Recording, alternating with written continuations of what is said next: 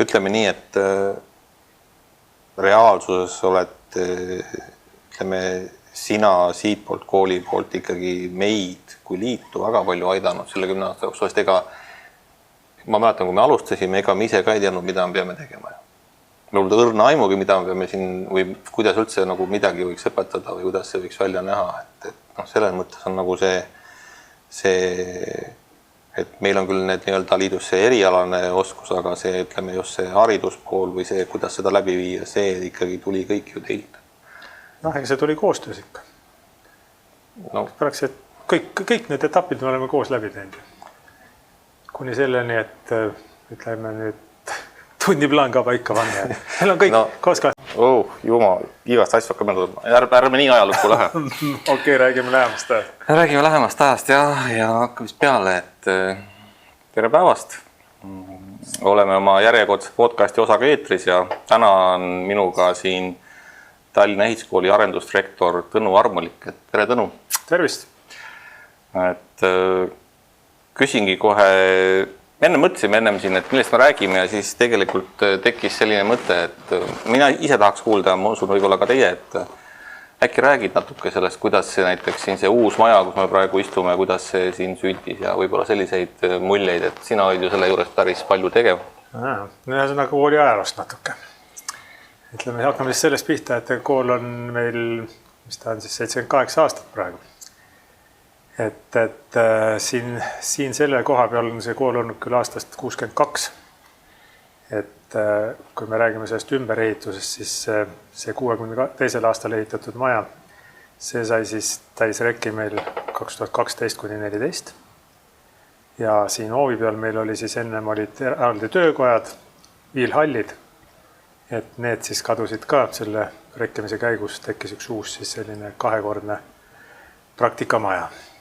Aga kuidas üldse võimalikuks sai, siis ma ütleks nii, et siin 90. alguses oli Eestis kuskil 90 kutsekooli. Nüüd nende reformide käigus on kogu aeg seda numbrit vähendatud ja ütleme siis need kõik koolid, kes tänaseks alles on jäänud, need ikkagi said Euroopa Liidu vahenditega ennast siis, ütleme siis ümber ehitada, kaasaegse keskkonna luua. Ja see käis mitmes etapis, et ma näetan, et esimese taotluse ma kirjutasin, see oli vist 2004. Ja siis, see on ka päris hea lugu, et ma nüüd võib-olla natuke arvudega eksin, aga see, milleks me küsisime, oli siis siin akende vahetus, soojapidavus, kõik see, et see summa vist, millest me rääkisime, oli tolles vääringus kuskil 4,5–5 miljonit, mida me tahtsime saada. Jutt käib kroonidest sellel ajal, eks. Aga siis need valikud osutusid nii, et 10 kooli anti, me olime seal nimekirjas number 11. See tekitas hirmsat frustratsiooni. Aga see on ka ilmekas näide sellest, kuidas ütleme, mingisugune kehv olukord võib pöörduda ka heaks. Sellepärast, et hiljem, kui ma nägin, mis teised koolid küsisid, siis ma sain aru, et kui loll ma olin olnud. Et see mingi 4 miljonit, mis mulle tundus tol ajal võib-olla suur raha, oli tegelikult peenraha, mida jagati. Aga inimene õpib. Mina nende hulgas. Ja järgmine voor, kui oli see vist 2007 või 2008, siis me küsisime 220 miljonit.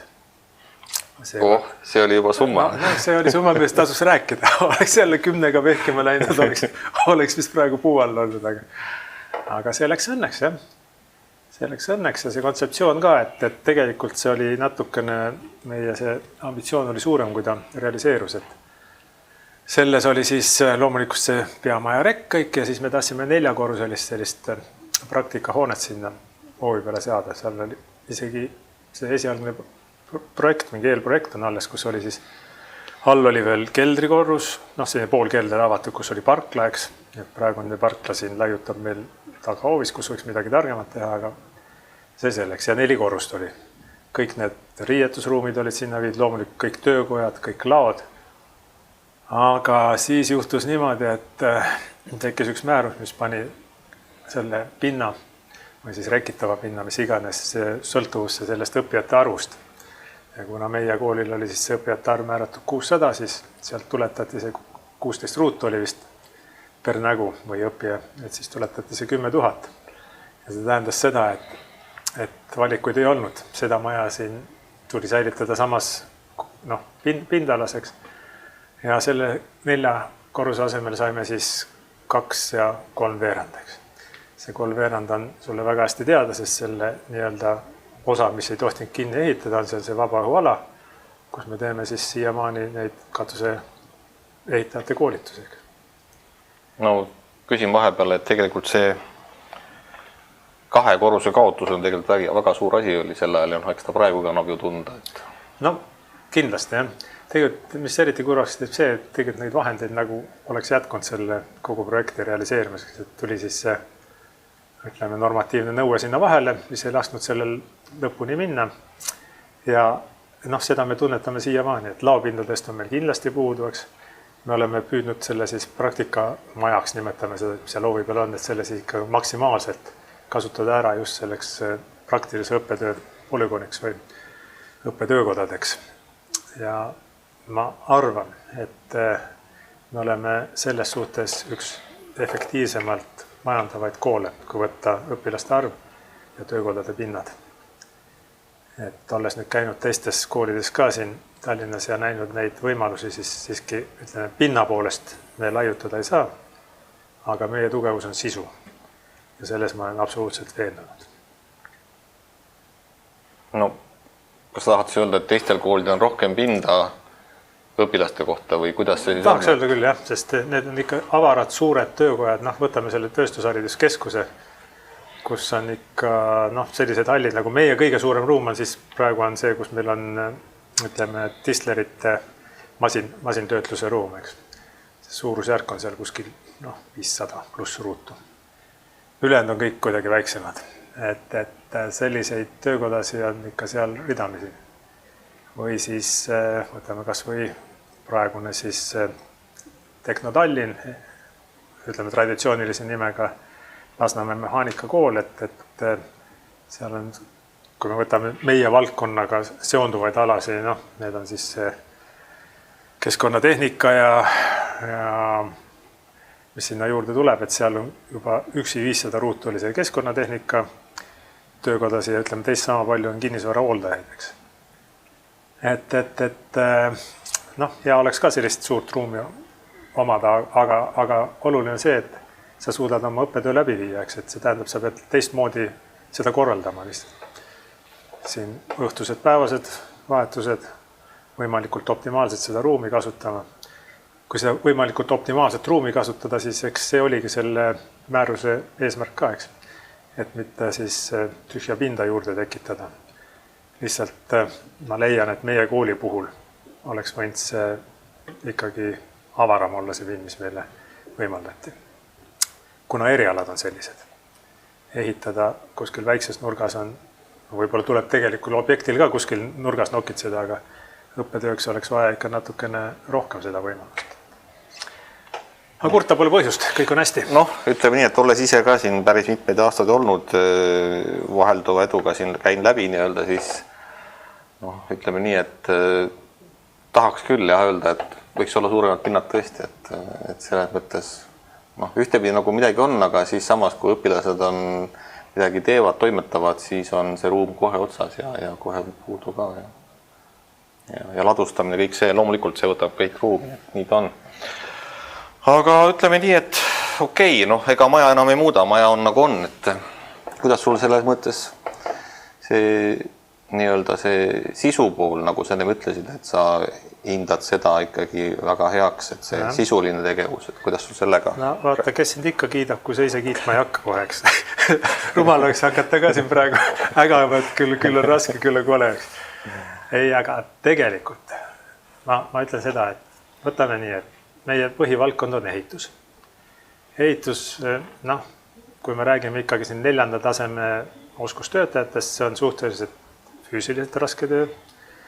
See on ikkagi ilmastikust sõltuveks, kuidas sa seal objektil pead iga ilmaga väljas olema, et ma toon selle näite, et mõnikord siin käivad majas külalised, ütled, kui tore oleks ka seda puussepa tööd teha, küll ma tahaksin minna, mõnikord daamid tuleb, küll ma tahaks vaadata ka seda katuse pealt. Aga praegu on võib-olla pehmeim on siin -6, aga siin on ka -15, eks, et siis ütleme tegelikult see on ikkagi jutt, eks, et sisuliselt see tähendab seda, et kui sa selle eriala valid, siis sa pead olema ikkagi füüsiliselt tugev, eks. Noh, vaimu sinna juurde ka kindlasti ja jutu mõte on see, et ega ülearu kerge ei ole Eesti noori siia sellesse õppesse leida. Et ma arvan, et see, et meil on ikkagi kool pidevalt täitunud, see on üks põhjus, on siis see, et see, mis nad siit saavad, need oskused ja teadmised, need ikkagi garanteerivad sulle tööelus mingi tulemusi. Ja sellest üksi on vähe, aga see sõna levib ka, eks. Et tegelikult kõige parem reklaam on ju sõbralt sõbrale. Et kes siin on lõpetanud, räägib sellest koolist mitte ainult siis selle eriala aspektis, vaid see kõik siia juurde ka, kogu see, ütleme, koolipere, õppekeskkond, kuidas sinusse suhtutakse. Et ma leian, et meie koolis on see väga hästi olnud. Et see koolikultuur, mis siin on nüüd aastakümnete jooksul nagu välja kujunenud, siis selle üle meil küll kurta ei ole. Eks edaspidi näis, aga ütleme, meie kui külalised meie majas käivad, siis tavaliselt keegi võtab neid vastu, palju, ütleme, kui väliskülalised on, siis praktiliselt olen see mina tavaliselt, eks, või siis õpilased valime, kes nendega toimetavad, või on siin meil kommunikatsiooni inimene, eks, et pärast see tagasiside on ikka selline, et küll teil on tore kool, ja kui me võtame veel need, ütleme siis külalised, kes tulevad väljapoolt, hiljuti olid ju siin Hollandist koolide direktorid, et käime töökodast läbi ja nad imestavad, et mitte seal koha peal, aga pärast räägivad, et küll on tore näha, et õpilased niimoodi innuga tegutsevad ja näha, et tahavad tööd teha, et me võtame seda kui enam-vähem normaalset protsessi, eks. Aga tuleb välja, et see ikka igal pool enam nii ei ole. Ja olles siin ise Soomes käinud siin kolleegidega hiljuti, et seal töökojas tõesti vaatadki, et see võib-olla see suhtumine on vähe teine. Et meil on veel seda, ütleme, head elutervet suhtumist, et füüsilist tööd nagu võib-olla rõõm on palju öeldud, aga ilma torisetamata teha, eks. Et see kindlasti on selline südant soojendav ja eks ma oma kooli üle uhked olema loomulikult. No siin see kitsaskoht, mis sa kindlasti välja tõid siin, et see õpilasi ei taha võib-olla see käelist tööd nii väga teha, siis välismaal annab see väga tugevalt tunda ja ega meil ka midagi kiita siin ei ole. Et kuidas sa sellest aspektist seda asja nagu näed? On veel mingit lootust? Lootus on alati ka. Üks jalg juba, seal siis on ka lootus veel, et teine jalg järgi ei tule, eks. Aga ma ütlen, et tegelikult see panebki sind ebavõrdsesse olukorda, me kõik ju konkureerime õpilaste pärast, kõik õppeasutused, kutseõppeasutused, gümnaasiumid, eks, peade arv on ju loetud ja sa pead kuidagi selle oma valdkonna tegema atraktiivseks. Ilmselgelt, kui me paneme kaalukausil ühele poole ehituse ja teisele poole IT või drooninduse, siis ma arvan, et ei pea eriline siin ennuste olema, kuhu see noor rohkem tahaks minna.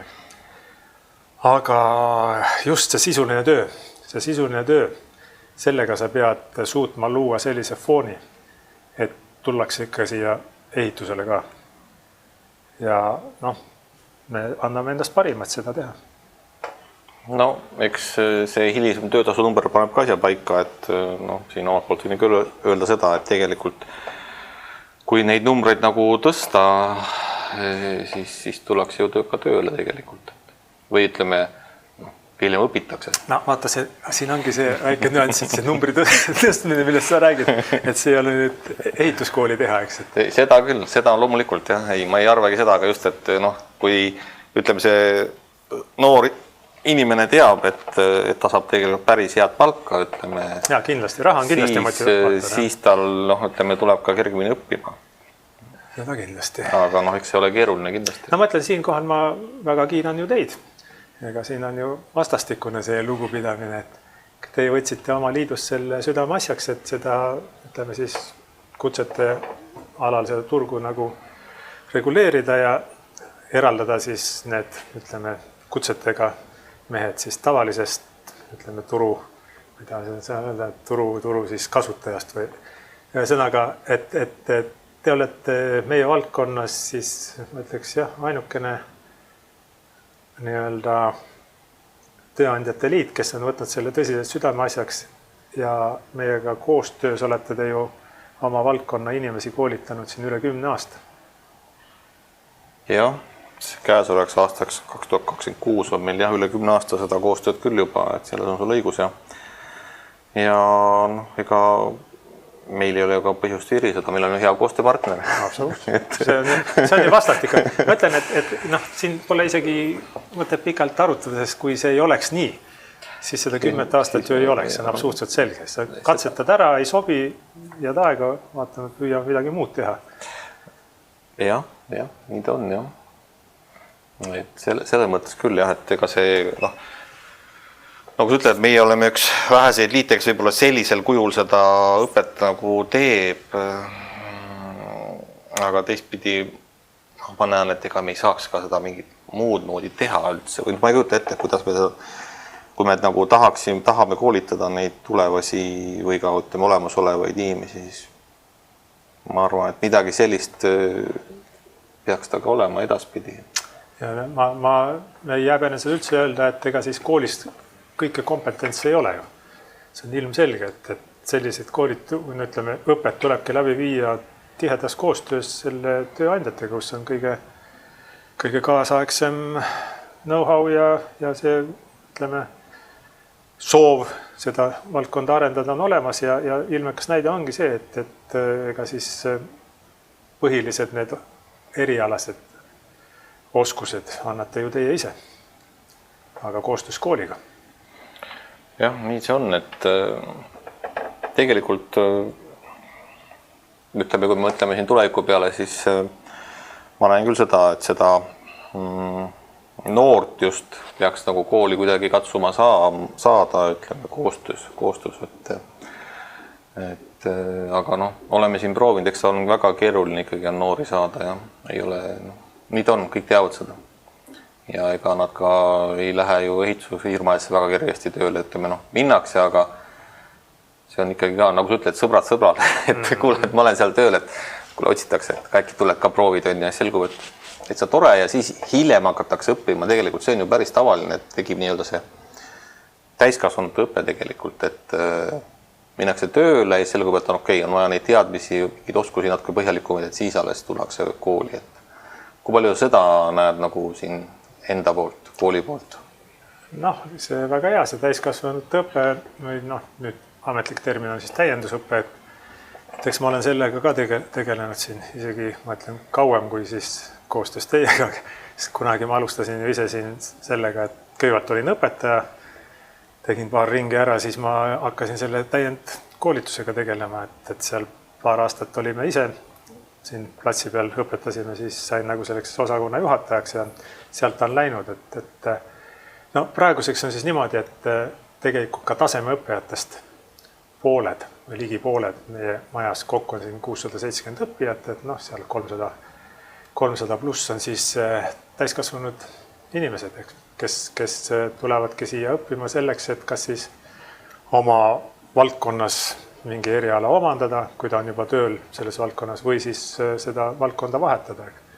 Nende inimeste õppe on meil mitte siis igapäevane, vaid sessioonõppe vormis. Ta on küll koolipõhine õppevorm, aga traditsiooniliselt on lahendatud umbes nii, et üle nädala siin 3 päeval või kuidas sõltuvalt gruppidest, eks see toimub. Siis teine, mis täiskasvanuid puudutab, on siis need igasugused täiendkoolitused. Et siin me pakume ka kõikides valdkondades, meil on koolis siis praegu 3 valdkonda, on ehitus, puit on materjalitöötluse õppekavarühmadeks ja siis elekter. Seal on meil põhimõtteliselt siis ehitiste elektrik, vana nimetusega, kutsenimetusega oli sisetööd elektrik. Seal on ka siis eri tasemetel, nii 4. kui 5. Et kõik need kokku ongi see võimalus, mis annab siis inimestele selle, ongi võimaluse, et oma erialal edukam olla. Ja kui nüüd kuulata näiteks Ott Pärnat, kes väidab, et Eesti tööturul on praegu praktiliselt 50% töötajatest vajab lähimal ajal korralikku täiendõpet, eks, et siis tegelikult see täiendusõpe ongi väga aktuaalne. Lihtsalt, et viimasel ajal on nagu ütleme, see riigipoolne fookus siis nihkunud nagu rohkem, kindlasti rohkem sellele põhikooli lõpetajale. Nüüd siis, mida me hakkame siin siis rakenduslikus gümnaasiumis 4-aastaste õppekavadega ellu suunama. See olekski olnud mu järgmine küsimus tegelikult sel samal teemal, et sa ütled, et tegelikult kool on ikkagi inimesi, kes tahavad ennast täiendada ja vajavadki täiendamist, et siis ja ka rahvas riik vaatab seda asja võib-olla teist mätsa otast, et siin ilmselt tuleb mingi kokkupuute koht ikkagi leida natukene parem võib-olla või kuidas sulle endale tundub? Ja vaata, tegelikult on arvatavasti asi ressurssides. Eks, et kui sul see ressurss on piiratud, siis sa pead tegema valikuid. Ja ütleme nii, et ega siis riigi poole see täiendusõpe täiesti maha tõmmatud, seal on nüüd toodud lihtsalt sellist korrektsiooni sisse, et kui varem said siin, need nüansid on võib-olla ja mõtled kõike rääkida, kui varem said ka siin mitu korda käia erinevatel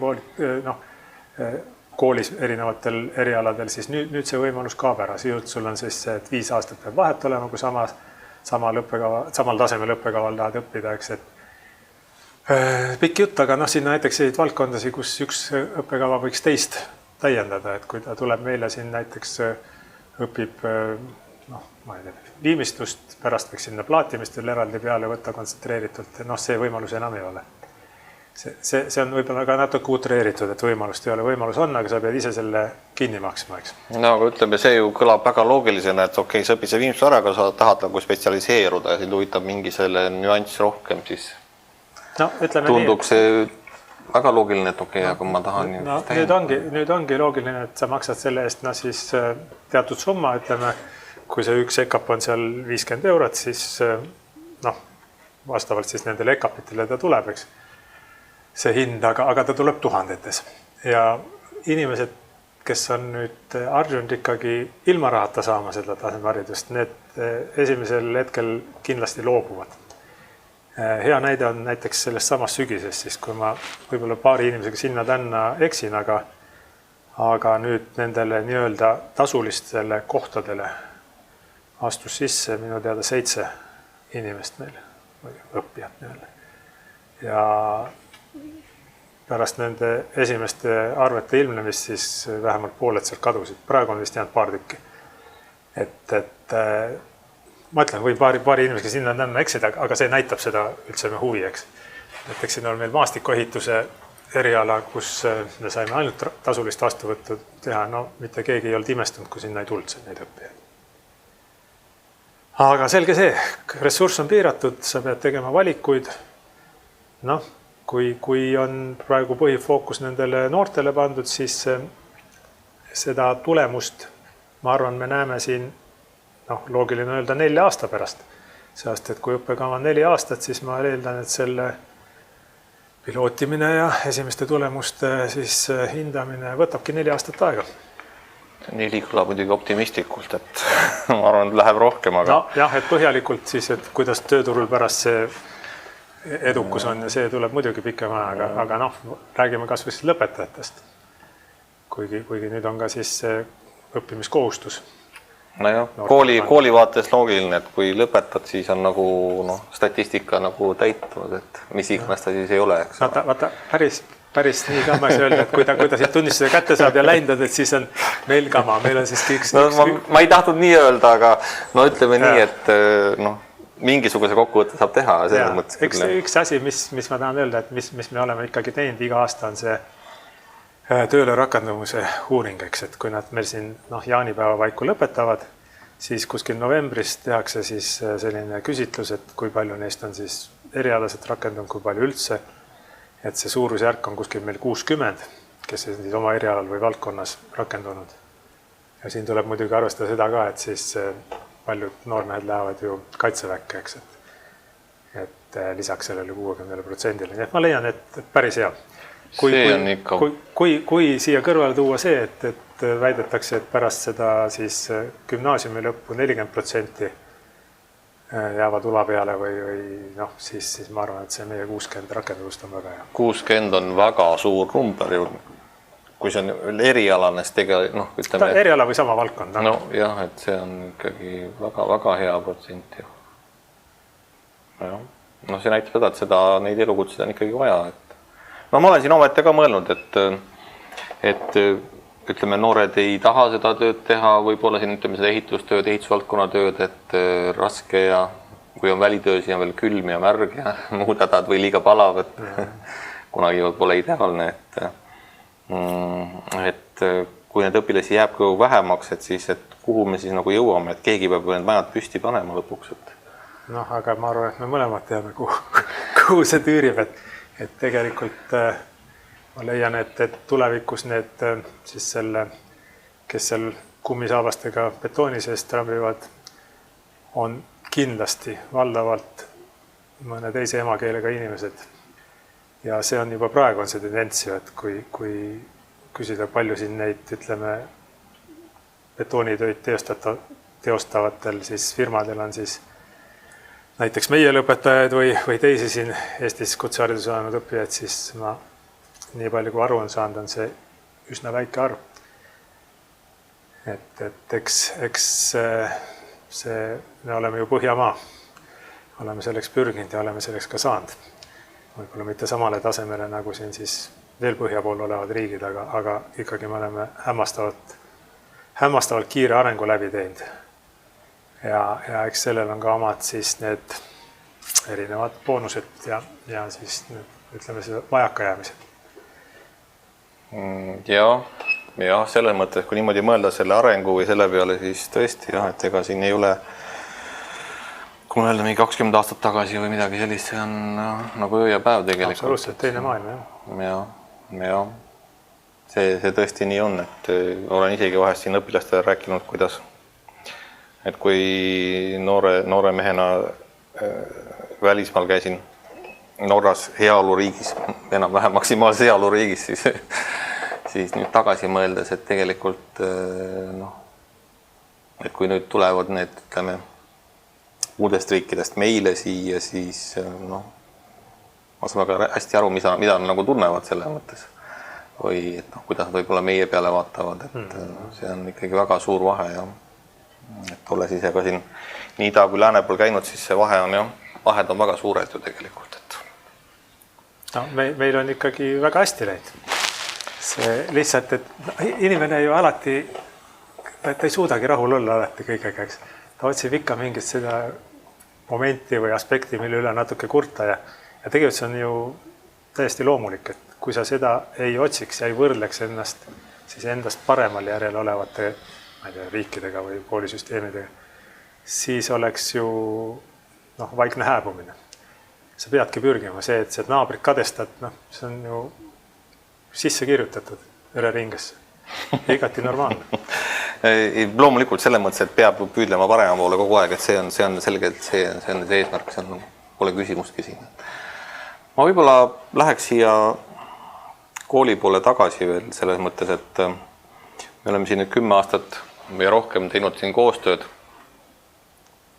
ja ma lihtsalt nagu mõtlen ka siin, ütleme, et okei, ütleme, sinu poolt on kool, minu poolt on nii-öelda liit, aga tegelikult meil liidus on need koostööpartnerid, meie partnerliikmed, ma mõtlen, ilma kelleta oleks meil väga keeruline olnud seda koostööd teha. Ütleme nii, et nii siin Tallinna Ehituskoolis kui teistes koolides, kus meie õpped toimuvad, on see partnerliikmete tugi päris suur ikkagi. Kindlasti. Me siin Toniga, liidu asemeesimehega just arutasime seda siin ükskord, et see koostöö ja see erinevate firmade nii-öelda, kes vaatab meid väljaspoolt, konkurents tegelikult on kõik ju sama asja eest väljas, et oma eriala peal nii-öelda, et see meie puhul see katusehitus läheks paremaks kogu tervikuna. Isegi kui ütleme mingil hetkel konkurentsist lõppkokkuvõttes oled ju sama asja eest. Väga avar vaade sektoripõhiselt. Ja tegelikult ma vaata selle sama, need firmade nimetamisega ma tahaks seda ära mainida, et koolil on siin muidugi see eelis olnud, et tänu sellele, et sina isiklikult oled seda asja vedanud ja katusfassaadimeistrite liit on siis võtnud selle firmadega nii-öelda koostöö nagu enda õlul, et kindlasti see ongi kõige efektiivsem variant. Et teine võimalus oleks, et kool siit eraldi otsiks endale siis seda tuge läbi firmade, eks. Niikuinii need kontaktid on olemas, aga selle eest me oleme väga tänulikud, et ütleme, me oleme saanud ikkagi täie rauaga Katuse Fassaadimeistrite Liidu abi siin ära kasutada kõigis aspektides. Ja see koostöö on väga hea olnud, et ma ei ütle midagi, siin partnerliikmed on ka meil väga super, et keda nagu see Tallinnas koolis meil siis lamekatuse eriala puudutab ja Säreveres on meil siis kalkkatusõpe, et seal samamoodi ju partnerliikmed toetavad kalkkatuse teemasid, et ma lihtsalt mõtlengi seda, et kui see oleks nagu teistsugune või oleks nagu üks osapool kuidagi vähem või et mismoodi see siis välja oleks kukkunud üldse, et ilmselt me ei oleks 10 aastat välja vetama. Ilmselgelt, jah. Et 10 aastat on ikka päris pikk aeg ja selleks, et see toimiks, sul peab olema vastastikune huvi. Ja noh, võib-olla on siin imelik hakata nüüd seda ka rääkima, aga põhimõtteliselt ma olen seda meelt, et paljuski sellised koostööd tegelikult tuginevad isikutele. Et on inimesi, kes nagu saavad hoobilt ühele lainele, et siis midagi koos teha ja on inimesi, keda sa võid ühte ruumi panna ja uks lukku, aga sealt koostööd ei sünni, eks, kuigi eeldused võib-olla on selleks organisatsiooni poolt mõlemalt poolt olemas, eks. Ja seda ma olen täheldanud ka teistes valdkondades siin, et ma olen neid projekte igasuguseid siin teinud aastaid ja siin õpilasi ja õpetajaid saatnud mööda Euroopat laiali ja kõik need asjad, et hästi palju selle koostöö efektiivsusest tugineb konkreetsetel inimestel. Protsenti ma öelda ei oska, aga tunnetuslikult olen ma selles absoluutselt veendunud. Üldse ei vaidle vastu, et eks ta nii ole, see on nagu selge, et iga organisatsiooni või ettevõtte kuskilt on mingi esindaja ju, kes selle koordineerib, et seal kuidas see isiklik kontakt nii-öelda on, et eks see loeb väga palju. Absoluutselt. Siin ei ole küsimustki, et jah. Iga kord ei ole nii-öelda, ei kõik ei sobi kokku lihtsalt, et see on nagu varatama. Keemia ei klapi. Keemia, jah. Nagu psühholoogid ütlevad. Ja ma vaatan, siin on küll keramõrud ruumalad, aga seina peal, aga nii ta on, jah. Me oleme siin väga filosoofiliseks, ma tunnen, et meil on ikka tõsine filosoofia täna käsil siin. Mis ta nüüd väga filosoofiline, eks? No, mitte väga, aga ütleme nii, et... See on, ütleme, see, mida me oleme siin tundnud ise ja siin midagi välja ei mõtle praegu ja raamatutarkus siin ei ole. Ja ma olen selle peale siin mõnikord unetutel öödel mõtlen selle peale, et mismoodi me saaks nagu veel paremini seda koostööd teha või kuidas seda nagu muuta teistsuguseks, paremuse mõttes selles mõttes. Aga väga häid mõtteid ei tule nagu. Kas siis see tähendab seda, et koostöö on piisavalt hea või? Võib-olla peame nii tegema, et ütlen, kui see väga häid mõtteid ei tule, siis ütlen need halvad mõtted ja hakkame neid analüüsima siis ja sealt võib-olla koorub midagi positiivset välja lõpuks. Teisest otsast lähenema asjale. No ütleme nii, et kui üks korrus oleks juures, siis oleks ikka väga hästi. Kui siin koolil oleks üks korrus juures. Ma ikka vahest Tõnule ütlen, et kuule, me tahaks sellist ruumi ja sellist ruumi, mis Tõnu ütleb, et sellist ruumi meil tegelikult ei ole. Et see on nagu see kitsaskoht, jah, et see on, jah. Ütleme, ühe nii-öelda sellise ruumi me tekitasime siiski sinna. Jah, selles mõttes, et asi läheb kogu paremaks. Aga kui need puuduvad seinapaneelid ka veel saaks, siis... Need tulevad ka. See on tellitud. See on hea. Need on tellitud, jah. Et sellega kõik okei. Lisaprojekt nii-öelda. Väike arendus. Podcasti väline projekt teha, mis me siin koolis siis, et oleks parem õppida. Praktikat teha. Ma mõtlen seda, mis sa rääkisid 4-aastase õppe kohta, et kui see nüüd tehti, kas see on 1 aasta nüüd toiminud või on see kaua see olnud? No aastat veel ei ole, võtsime siin... No selle mõttes, et ta algas... Esimene kursus on peal praegu, jah. Meil on tegelikult koolis on siis niimoodi, et meil on see ehitustehnoloogia on selle õppekava nimetus, see on siis see laiapõhjaline 4-aastane õppekava. et sellel on meil siis üks grupp õppijaid ja meil on seal paralleelselt on siis viimast korda on veel siis kolmeaastaseid õppijaid ehitusvaldkonnas on siis kivibetoonkonstruktsioonide ehitajad üks grupp ja üks grupp on siis puitkonstruktsioonide ehitajad. Nii et praegu on siis nii-öelda paralleelselt, kui me räägime nüüd väikest perspektiivi silmas pidades, siis aastal 2026, nagu me praegu oleme, sügisel me saame vastu võtta ainult 4-aastasele sellele laiapõhjalisele õppekavale. 3-aastaseid enam vastu võtta ei saa. Noh, ütleme nii, et ma oma poolt ütleks, et ma mäletan, kui seda sai kunagi arutatud ja mõeldud, kuidas see võiks nagu olla, siis noh, viskaks küll riigile ühe kivi kapsaaeda, et see ei ole üldse selline, nagu algus oli plaanis. kooli poolt siin on nagu koolisüda on puhas, aga ma näen seda, et riik ei tee seda nii, nagu võiks. No ma ei tea, minu nägemuses, et aga noh, võib-olla sellest ma täna ei hakkagi rääkima, et see ei ole nagu siin meie määrata nii-öelda, aga see on ära määratud, siin pole enam, jah, meil Marko ei ole tõesti siin rohkem midagi määrata, me võime siin niimoodi arutada seda. No lihtsalt ma näen seda, et see, ütleme, et tekitada huvi nagu nende erialade vastu või ütleme, see ehituse vastu, et teil ju koolis õpivad ju nad põhimõtteliselt ju seda, noh, gümnaasiumi aineid lihtsalt ju. Nad saavad 80 EKAP-it on neil üldained, jah. 80 EKAP-it, noh, see on üle aasta, eks aasta ja kolmandik, siis kui üks õppeaasta on 60 EKAP-it, eks. EKAP on Eesti kutsehariduse arvestuspunkt, mis on siis võrdne 26 tunnile õppija tööle võrdsustatud. Ja, et kui me siin selle kaamera mingeid kinni paneme, siis ütlen Tõnule, et ma tahaks nüüd sellist õpet, kus me saaksime siis päriselt ka inimesi õpetada, et siis ma kuulan, mis Tõnu ütleb, ma praegu ei küsi ta käest.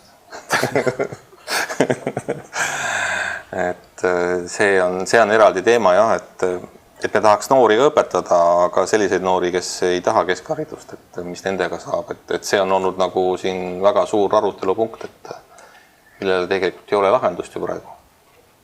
Noh, lahendus on see, et nad praegu ikkagi on 4-aastastel õppekavadel siin ja saavad sellise, ütleme siis, parema ettevalmistuse niimoodi üldiselt eluks. Et ma ütlen, et see, kas see on superlahendus, keskmine lahendus või jääb midagi puudu, see selgub siin ikkagi 4-5 aasta perspektiivis, kui meil on esimesed lõpetajad.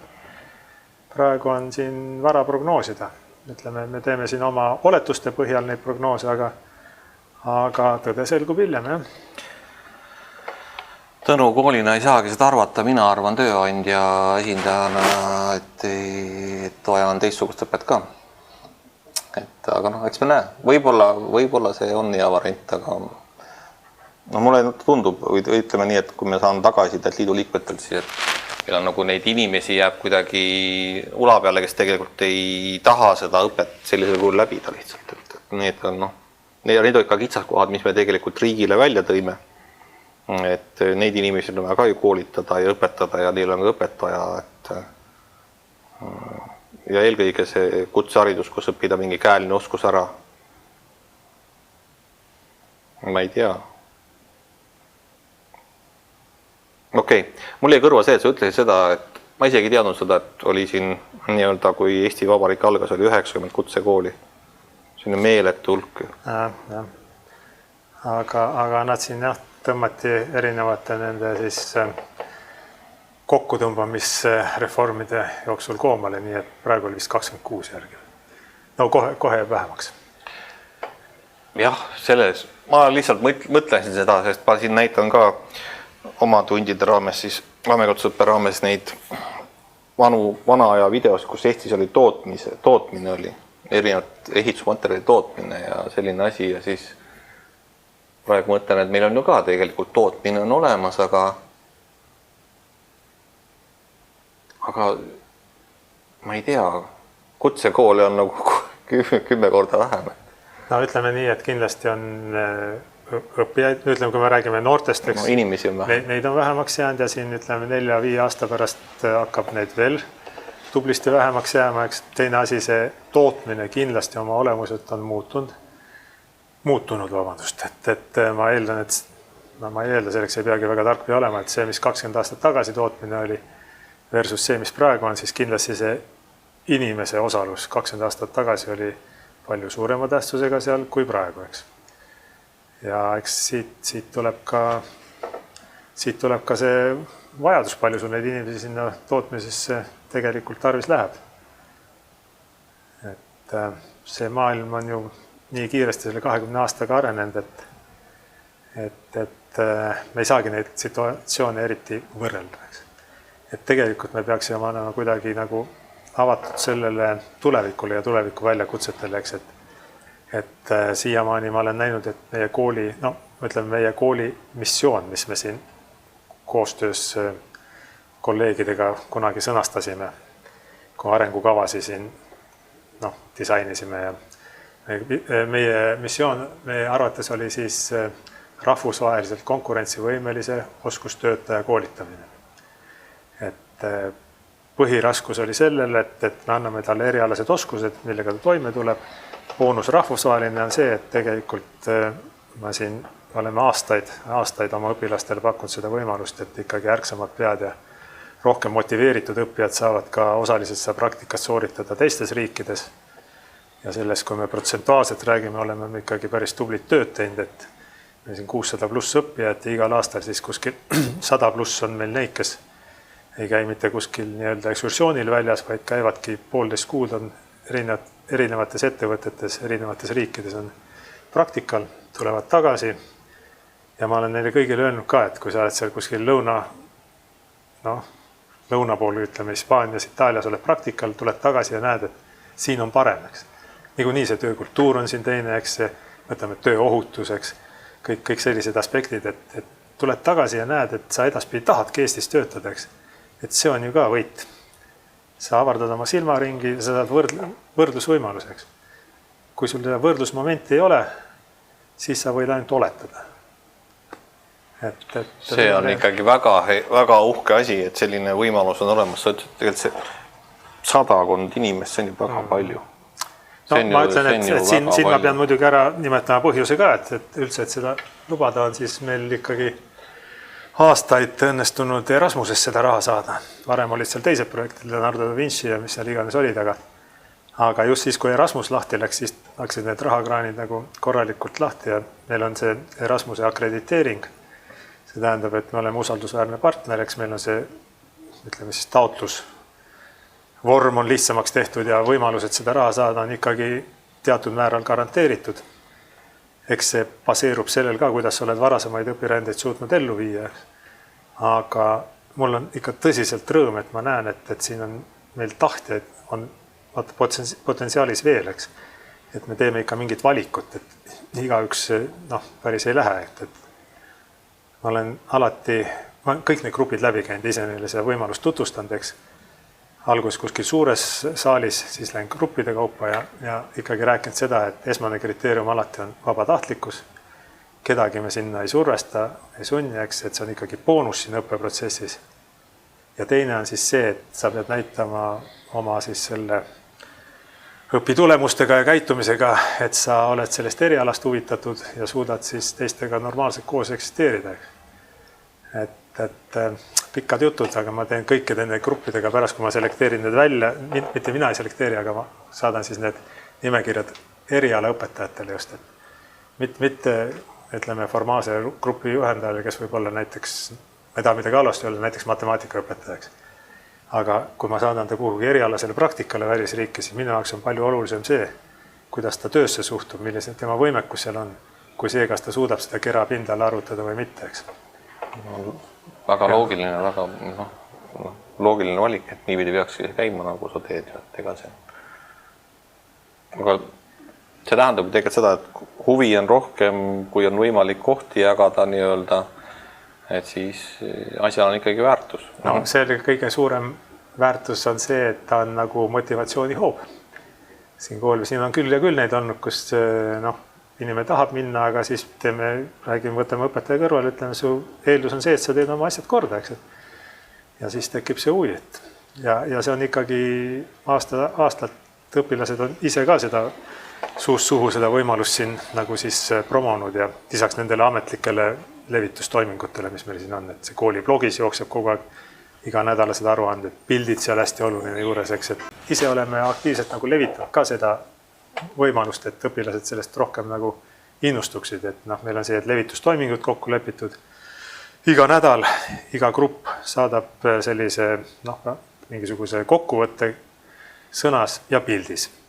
Ja pildid on siis muidugi nii tööst kui sellest vabast ajast ja eks need pildid seal Lõunameres, kuskil Vahemeres jalgupidi vees ja mägede taustal ja kõik need vaba aja ettevõtmised, et need on kindlasti selliseks natuke nagu ahvatlevaks aspektiks nendele teistele. Ja üldiselt see on jah hästi vastuvõtted, ma ütlen, see tagasiside on ka ikka super, et loomulikult on, kui sa saadad 100 õpilast, mingi 10 pluss gruppi, eks väiksed grupid välja, et siis iga aasta mingit jamasi on ka. Aga 90 pluss on ikka super rahul ja seal mõnega, kellega sa lähed nagu siis natukene pahuks, siis see on enamasti tingitud sellest, et Elumere lained hakkavad selle pea lööma, siis tekivad need muud ahvatlused. No ja eks seda juhtub ikka võib-olla jah, mitte võib-olla kindlasti juhtub, et nii ta on jah. Okei, see on väga äge. Ma just mõtlen sellele, et vanasti ei olnud selliseid võimalusi, ütleme, kui siis nad olid hoopis teisel kujul, ja vahepeal polnud üldse. Ja igaks ütles veel, et ega kool oma eelarves poleks saanud mitte kunagi neid võimalusi pakkuda. Me polegi, kool pole pannud ühtegi senti siia, 10 aastaid siia õpirännetisse, kõik on ikka tulnud läbi projektide. Nii et tohutult hea võimalus, jah, tänud nendele Erasmuse projektidele.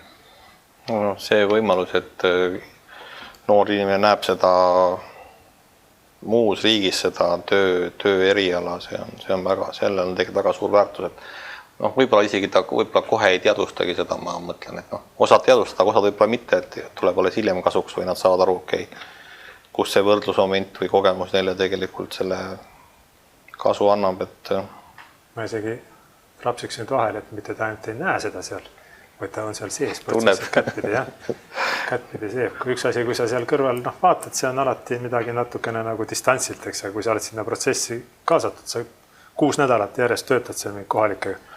Ja seal on igased muud aspektid ka, ütleme see, et seal kuskil Itaalias, miks väikses firmas, keegi ei räägigi ingles. Ja, see on muidugi, nad on ju täitsa umbkeelsed, umbkeelne imelik öelda, omakeelsed. Jah, aga see on jälle see, mida ma alati ütlen, et kui 2 inimest tahavad üksteist aru saada ja nad ei räägi ühte keelt, siis nad saavad üksteist aru. Aga seal võib olla täpselt samasugune situatsioon, 2 inimest, kes räägivad perfektselt sama keelt, aga kui üksteist aru saada ei taha, siis ei saa. Ja täpselt nii see ongi. Muidugi see ei ole igas valdkonnas nii, aga me räägime, ütleme, meie valdkonnad ikka see käeline tegevuseks. Kui kuhugi kliendi teenindajaks saata, siis ei maksa sellisele siis lõbule loota, et üksteist aru saadakse. Aga kui seal on vaja tööd teha oma erialas seal müüri või puitu või mis iganes, siis väga hästi saavad hakkama. Ja, tuleb endalgi meelde, et olen itaallasega, kes üldse keelt ei valda, muud keelt ka rääkinud. Saime hakkama, kuigi raske oli. Huvitav kogemus muidugi tuleb meelde. Eks seda on meil kõigil ja see taandub jälle sinna. Otsapidi jookseb ikka kokku, et see taandub nendele inimestele, persoonidele, eks. Et sa pead tahtma teisega suhelda, sa pead ennast natuke avama, eks. Kui ma neid siin ette valmistan ka, siis ma olen alati soovitus olnud, et ja küll lähed sinna Hispaaniasse näiteks, siis õpi ära mõned see hola, gracias, buenos dias, eks, et sa lood selle esimese nagu kontakti ja selle baasilt saad siis hakata juba edasi seda koostööd arendama. Ja, muidugi. Kuidas ma küsiks veel ühe asja kohta, et kuidas sa näed nagu aastate jooksul seda õpilaste nagu muutust või selles mõttes, mis ma tahan küsida just seda, võib-olla seda, kas mentaliteet on õige öelda, aga inimesed on muutumises, noored on ka muutumises, et vaata, ma küsiks selle kohta, et kuidas seda näed? Ma olen koolis kaua töötanud. Nüüd ma räägiks seda, mis on nagu iga nädal on meil üks koolinõukogu. Koolinõukogus on siis meil kuskil 17 inimest, ütleme, juhtõpetajad, valdkondade esindajad, kõik. Et see ei ole nüüd minu arvamus, vaid see on ikkagi, ma ütleks, meie koolis on see, et seda täheldatud ja seda, kui sa suhtled teiste koolidega, on sama ikkagi tendents, et ütleme sellise natuke väiksema võimekusega õppijaid, ütleme see suhtarv on kogu aeg kasvanud. Just see, et need toevajadust, et eks sa pead neile pakkuma siin selle tugistruktuuri teenused juurde, et nad hoida siin õppeprotsessi juures seda motivatsiooni tekitada, kõike seda. Et kahjuks jah, see nii on, et see kogu aeg see number kasvab, eks sisuliselt, ütleme, see ideaalis nägemus on nii, et sa pead suutma ju igale õppijale individuaalse õpitee kujundada. Aga see on, ütleme, ideaalis ongi hästi ilus kõik, aga kindlasti see taandub ju ressurssidele, eks. Et põhimõtteliselt on kuskil see piir ees. Aga mida ma tahan kindlasti veel öelda, et see ei tähenda, et meil ei ole siis sellised motiveeritud, andekaid, sellise selge silmavaatega õpilasi, et neid on ka kindlasti. Ma ei tahaks hakata neid protsentidesse rääkima, aga meil on hästi toredad õppijad, kelle sa võid nagu kindel olla. Näiteks kõik meie kooli promoüritused, mis me teeme, käime kuskil teabepäevadel, messidel, kus iganes. Meil on alati selleks põhiliseks sõnumi kandjaks ei ole mitte õpetajad, vaid alati on nendeks õpilased. Ja need on need õpilased, kes on oma koolist nagu vaimustusena võib-olla palju öeldud, aga nad on ikkagi meie, ütleme siis, saadikud, positiivsed saadikud. Nad tunnevad, et see on nende kool, see meie tunne, see, et nad on uhked selle üle ja see on näha ka nende esinemistest. Et kindlasti on seda ja teist, aga nende, ütleme, problemaatiliste õppijate osakaal kahjuks kasvab. Aga problemaatiline tähendab siis seda, et ta ei... See tähendab seda, et ta ei taha õppida või ta ei oska õppida või... See ongi need, mõlemad on probleemid. Üks on, et sul puudub see võimekus. Ma küsiks, ma ei ole õppeprotsessis niipidi sees, et võimekus puudub. 2+2 ei liida kokku või... No 2+2 võib liidab, aga 12 jagatud 3-le on raske, eks. Et see on nüüd siin aastaid seda juttu räägitud, et sisuliselt põhikool, see põhiharidus, et see ei täida siis 100% oma funktsiooni, eks. Et sealt lastakse see inimene välja ilma, et oleks seda põhiharidust omandanud. Ja siis eeldatakse, et järgmised kooliastmed teevad selle töö ära.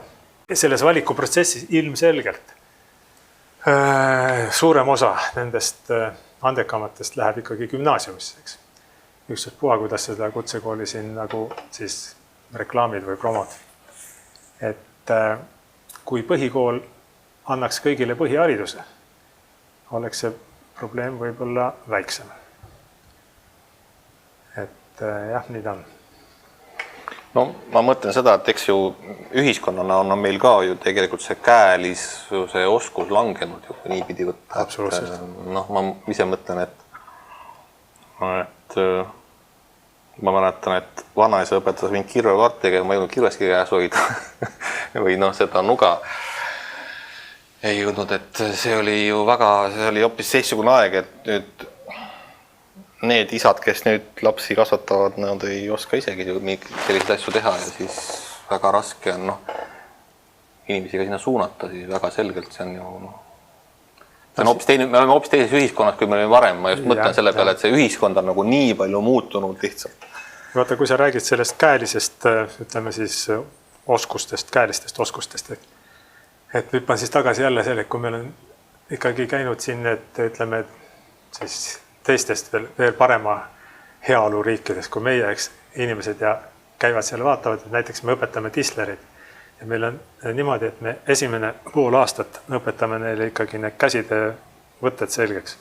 Ööveldamine, saagimine, märkimine, kõik see, eks peiteldamine. Et siis ka see on, ütleme siis mujal maailmas on väga vale väide, ütleme siis nendes heaolu riikides on praktiliselt see etapp nagu vahele jäänud, et minnakse kohe nagu selle masina töö peale, tal jääb ära see oskus oma kätega midagi teha ja võib-olla see materjali tunnetuseks. Et see on hästi oluline ja nad just imestavad, et teil on see kõik siin alles, et noh, ju siis on midagi sellist, mida me ise ei oskagi võib-olla hinnata, aga teine kõrvalseisja näeb palju paremini kui meie ise, mis meil on veel tugevused siin. Kuigi me võime ka mõelda, et mis me seda vana vasaravarts seal enam ööveldame käsi ööliga, eks, aga see töötab hoopis teistmoodi. See töötab teistmoodi. See on samamoodi, kui sa oled midagi õppinud ja sa seda kogu aeg ei kasutagi, seda teadmist keeled näiteks. Ma kunagi rääkisin vabalt saksa keelt, eks. Nüüd ma olen nats roostes, sest mul ei ole nagu see tööalaselt otseselt vaja, mõne projektiga on siin, räägin ära, eks. Aga samas, kui ma olen seal keskkonnas, eks mul tuleb paari päevaga tuleb kõik voolavalt tagasi. Ja täpselt see on nende, ütleme, käeliste oskustega, praktiliselt jalgratta sõitaks. Ühesõnaga ütle seda, et meil ikkagi on seda rohkem veel säilinud kui siin, ütleme, lääne pool, et heaoluühiskondades käeline oskus on natuke paremast tasemel veel või ma ütleks siis nii, ma ei tea, kas see on õige väljend. Kindlasti lihtsalt, et me peaksime katsuma seda säilitada, seda, mis on alles jäänud. Jah. Et seda ei saa üldistada ka, et seal on igal pool kadunud. Kindlasti on mingid spetsiaalsed koole ja mingid selliseid võib-olla ettevõtted, kes sellega tegelevadki, et neid kommertsalustades neid oskusi seal siis müüa nii-öelda. Nende oskuste omandamist müüa. Aga jah, ma arvan, et meil ei pruugi nagu häbeneda seda. Nojah, ma ei taha kohe hakata jälle kivi viskama riigikapsjada, aga mulle tundub, et riik ei taha, et see säiliks. Mulle jääb närvi mustaks. Mingil ajal tuleb see, et ka kui masinad teevad kõik ära, eks, et kas kõik sellest ka õnnelikumaks saavad, see on nüüd omaette küsimus, eks. Mõned kindlasti. Aga... No jah, see tehnoloogia on väga-väga palju arenenud eriti viimastel aastatel, see on nagu väga selge, et see, mis siin 5 aastat tagasi oli ikkagi veel ulmevaldkond ja robotid olid ikkagi nii-öelda lapsekingades, siis nüüd on tehtud väga suur rüppe edasi, aga ma ei usu, et see käeline oskus ära kaob või et seda vaja ei ole, et see nagu ei ole reaalne. No absoluutselt kindlasti mitte jah, aga ütleme suhteliselt ta on taandumas. Üldiselt trende silmas pidades kindlasti. Kõik ei saa ka roboteid juhtida, see on ka nagu selge, et ütleme nii, et eks see tegelikult ongi, et õppeprotsessis on ju see häda, et või on alati olnud peaaegu, kus on see olukord, et nii-öelda, et õpid eriala, mida võib-olla kunagi olemas ei ole hiljem, ütleme tulevikus, et see oht oli alati olemas, et tulevad täiesti uued erialad peale. Kindlasti, jah. Ja aina kiiremini see nagu praegu see protsess areneb, jah. Siit edasi arendades ongi see, et kui praegu on see 4-aastastel õppekavadele suund ja seal on nagu need üldoskused ja ütleme siis üldteadmised, ütleme siis isegi eelistatud võrreldes nende erialaste oskustega, siis arvatavasti seal on ka sellest kontseptsioonist lähtutud, et neid võid mingite väikeste ampsudena seda eriala siis omandada siin elu jooksul, aga sa pead olema kogu aeg valmis midagi uut omandama. Et kui see nüüd see haridus suudaks nad kõik ette valmistada selleks, et nad kogu aeg on valmis midagi uut omandama ja neil on need õpioskused omandatud, siis võib-olla ongi kõik hästi. Okei. Ma ei tea, ma ei taha siin kiusata siin väga selliste küsimustega, mille sina vastutasid anda, mis tegelikult riiki puudutavad suuremas pildis, et meie omavahel siin liiduna ja koolina oleme väga head koostööd teinud ja teeme kindlasti ka edaspidi, et siin ma nagu probleemkohta ei näe. Seda rõõm kuulda. Et ütleme nii, et reaalsuses oled, ütleme, sina siit poolt kooli poolt ikkagi meid kui liitu väga palju aidanud selle 10 aasta jooksul, sest ma mäletan, kui me alustasime, ega me ise ka ei teadnud, mida me peame tegema. Me olid õrna aimugi, mida me peame siin või kuidas üldse nagu midagi võiks õpetada või kuidas see võiks välja näha, et selles mõttes on nagu see, et meil on küll need nii-öelda liidus see erialane oskus, aga see, ütleme just see hariduspool või see, kuidas seda läbi viia, see ikkagi tuli kõik ju teilt. Ega see tuli koostöös ikka. No. Praktiliselt kõik need etapid me oleme koos läbi teinud. Kuni selleni, et ütleme nüüd tunniplaan ka paika panna. Meil on kõik koos ka. Vaat siin ongi, et ma olen siin nendes erinevates koostöövormides ka rääkinud, et kui me räägime sellest puhtast koolipõhisest haridusest, võtame siis see kutse keskharidus või nüüd, mis ta on rakenduslik keskharidus nüüd edaspidi. Et seal küll me deklareerime seda suurt koostööd tööandjatega, eks. Ja seal teatud piirides ongi ja võtame kas või selle, et kõik peab praktika käima, iga ühel on ikkagi ettevõtetega kokkupuude, sa ei saa kooli lõpetada ilma, et sul oleks see. Aga nüüd ütleme selline kahe organisatsiooni vaheline koostöö, nüüd kool ühelt poolt ja siis ettevõtte teiselt poolt, see kindlasti on selles töökohapõhises õppes kordades olulisem. Sest ilma selleta ei toimuks seda töökohapõhist õpet üldse. Küll aga see koolipõhine õpe võiks toimida ka ilma selle koostööta. Ja ma usun, et seda võivad kinnitada kõik koolid, kes on seda töökohapõhist õppevormi kasutanud.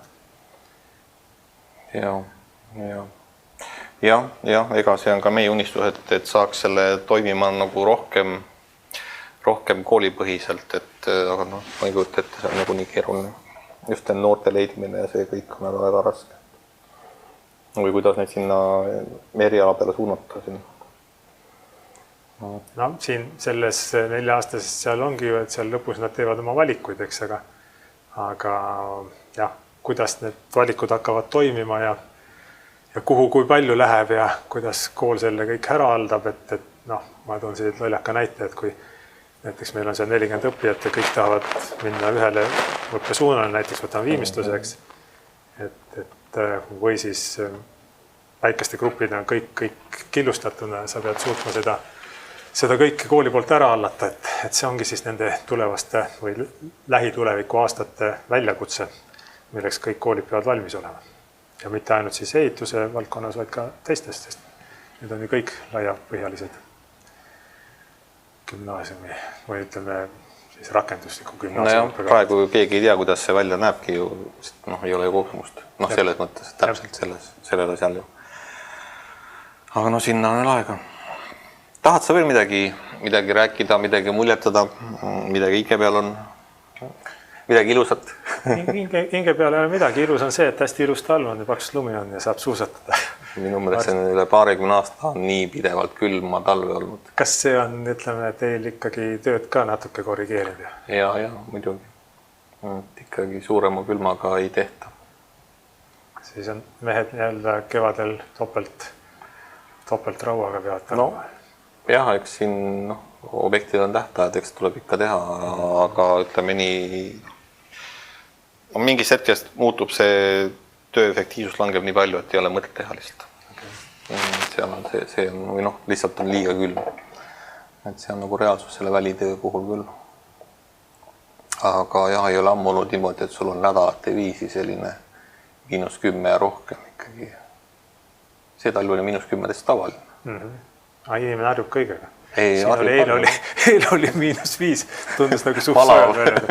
Palavist ei hakanud suht soojal. Ma ei tea, ma ütlen sulle siis aitäh, et sa leidsid aega siin istuda minuga siin tunnikese. Ütleme niimoodi, Arko, selle 10 aasta jooksul see 1 tund. Polegi nagu midagi. Ei ole väga palju, kõik on suhteline. Et kindlasti suur tänu sulle isiklikult ja kogu selle töö eest, mis sa oled vedanud liidu poolt seda koostööd ja meil rõõm olnud see koostööd teha ja kui Jumal annab, teeme veel. Ja sulle ka aitäh, et miks me nii siin kurvad lõpuks oleme lihtsalt pärast, et ehituskool kui niisugune nimena ju kaob ära, et maja jääb alles, õppeprotsess jääb alles, aga nimi kui niisugune kaob ära, millest on natuke, minul on küll kahju. Ma arvan, sul on selle võrra veel rohkem kahju, kui minul juba kahju on. Kuna ma ise olen seda ikkagi ehitanud ka siin, seda nii-öelda ehituskooli, siis ega nüüd rõõmust lakka ei karga, aga elu on selline, et siis oleme 1. juulist oleme siis Tehno Tallinn. See on nagu TalTech ja Tehno Tallinn, need on kõik siuksed nimed. Ma olen liiga eestlane, liiga vana vist selle jaoks, et kohaneda. Selle nimedega mul on küll probleem. Et kas...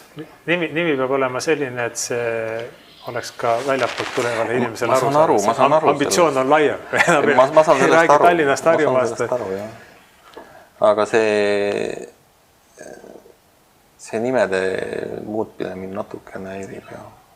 Ilmselt see on minu probleem, lihtsalt sügavalt isiklik probleem. Probleeme meil ei ole, meil on ainult väljakutsed. Need me lahendame käpelt. Hea küll, Tõnu, aitäh sulle tulemast.